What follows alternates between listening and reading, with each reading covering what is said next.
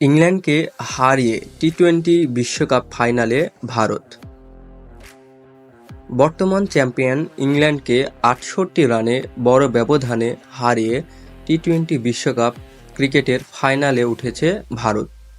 গায়ানার Providence স্টেডিয়ামে বৃহস্পতিবার রাতে দফায় দফায় বৃষ্টির পরও দ্বিতীয় সেমিফাইনালের কোনো ওভার কমানো হয়নি। ম্যাচে টস হারা ভারত প্রথমে ব্যাট করে ৭ উইকেটে ১৭১ রান করে। জবাবে ভারতীয় বোলারদের দুর্দান্ত নৈপুণ্যে ইংল্যান্ড ১৬.৪ ওভারে ১০৩ রানে অল আউট হয়ে যায়। ভারতের অক্ষর প্যাটেল মাত্র ২৩ রানে ৩ উইকেট নিয়ে ম্যাচ সেরা হন। ভারতের ইনিংসে রোহিত শর্মা ৫৭, সূর্যকুমার যাদব ৪৭, হার্দিক পান্ডিয়া ২৩ রান করেন। ইংল্যান্ডের ক্রিস জর্ডান ৩টি উইকেট পান।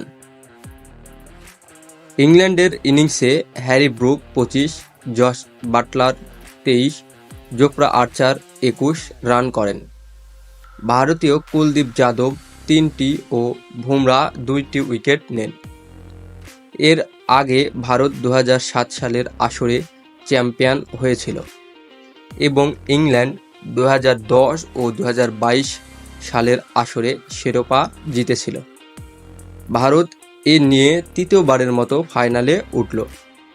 তারা ২০১৪ সালের আসরেও ফাইনালে উঠেছিল, তবে শ্রীলঙ্কার কাছে হেরে রানার্স আপ হয়। শনিবার রাতে আসরের ফাইনালে দক্ষিণ আফ্রিকার মুখোমুখি হবে ভারত।